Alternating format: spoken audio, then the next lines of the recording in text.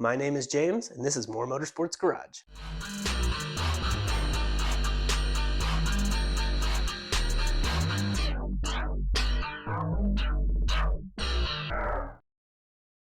God bless you and welcome to the channel. I pray you're having a blessed day in Jesus' mighty name.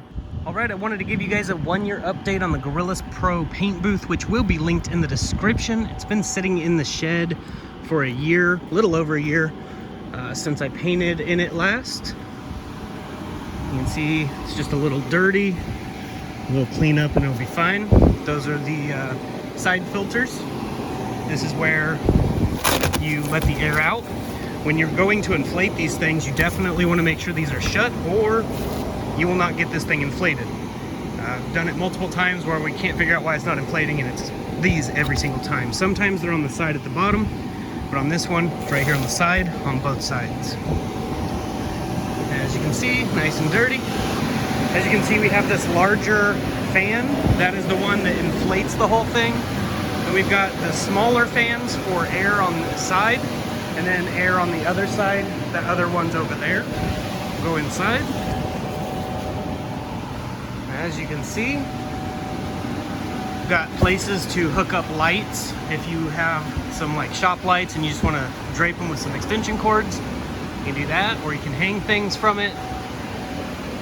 It's pretty bright in here. It's not too hot in here either. Some of these are darker colored, so they get hot. This one's a lighter color, has the nice little stripes on it through the top.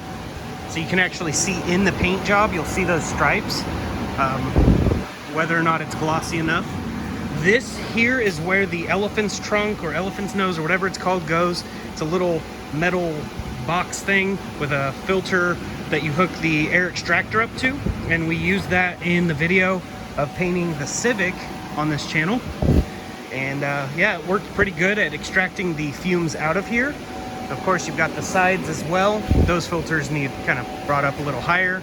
It's EPA compliant. That's where the fresh air comes in. Go ahead and zip this up. You can see it zips up. And we've got fresh air comes through these.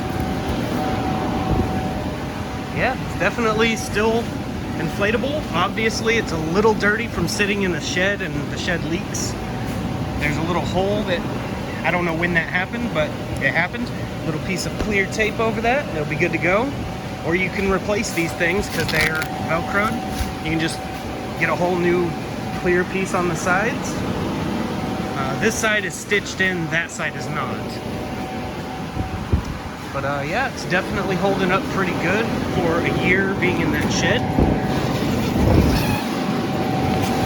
And it has all the directions right here as well. It tells you how to set it all up. There's the little air system, outlet system. You see a QR code there. Do not use outdoors in bad weather. They do leak. Some people have used them in rain and it drips through them. Don't know why, it just does. But yeah, it was in this storage bag for a year. These are sand bags in here that you can fill up with sand.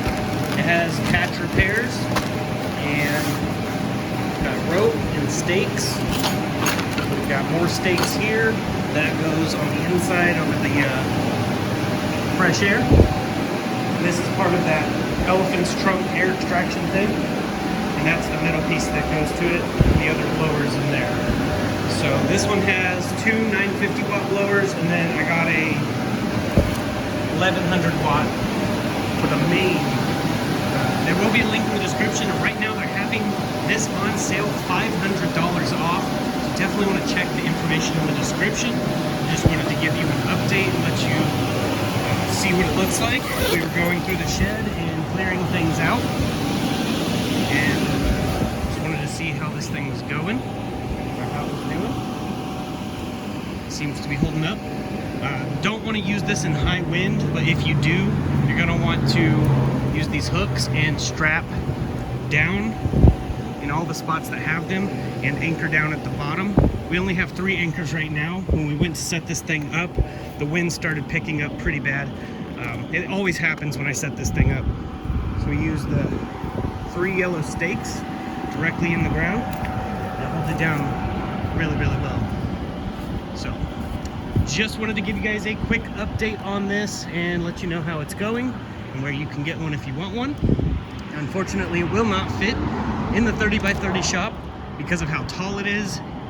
Definitely won't fit in there, so I won't be able to use that in there. And as much as it rains here in Northeast Texas, yeah, it's not ideal to use, especially with the wind. It always seems to be either windy or raining. But just wanted to give you that quick update. I'll also update you on the shop. I also got these T5 integrated fixture lights. These will be linked in the description as well. They're the same ones that are here, but we bought more of them so that way we can daisy chain them. We'll have one going here all the way to the outlet I ran up there, daisy chaining over, and so on. And then the other thing in here are the door sweeps for the very top of these doors, because summer is just around the corner and you can see light up through there, and those door sweeps will fix that problem. It's kind of a mess right now. We're going through things. Did an oil change to the daily. Got some storage racks from Harbor Freight. These were on sale with their parking lot sale that they had. 2 of them for the price of 1.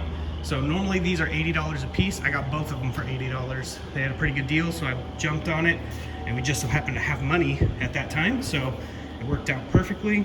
Got a spot for all the specialty tools like ball joint tool. We've got the scan tool and plastic welder and a bunch of other stuff there.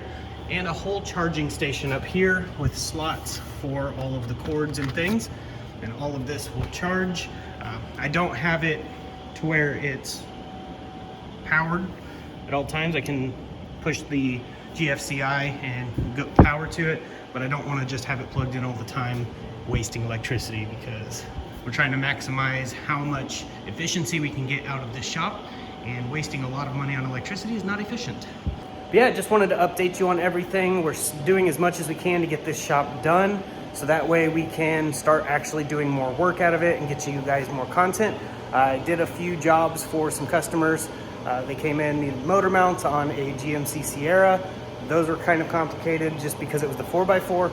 And then I did a Scion TC, did a cold air intake from the engine cold air intake system, and did some struts on it.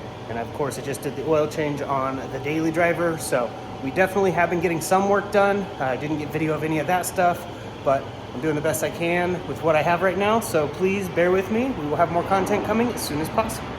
But that's basically it for this video. I'm gonna go ahead and get off here. I hope to see you in the next one. I'm gonna go ahead and roll my outro. But until then, God bless each and every one of you. I don't know who this message is for, but I wanted to let you know this is the sign you prayed for. And for the people who are watching that didn't pray for a sign, this is the sign you need.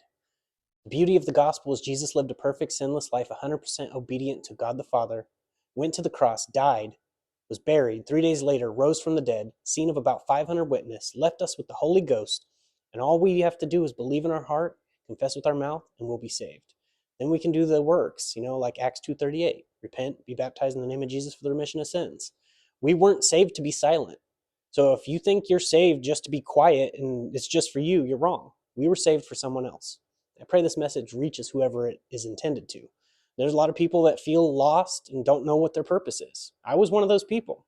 God saved me. He found me. Remember, I was the lost one, not him. So he's looking for each and every one of us, and he is pursuing after us because he loves you. You're not seeing this by accident. You're not continuing to watch this by accident. Most people close out. If you're still watching, it's because it resonates with you in some way. I just want to let you know God loves you, and so do I. People can hate for no reason. I can love you for no reason. But I have a reason, and his name's Jesus. Just want to leave this message with you. My information's in the description. If you ever need to message me, feel free to. You can email me anytime. But that's basically it. I'm going to go ahead and get off here. I really hope you all have a blessed day in Jesus' mighty name. Jesus loves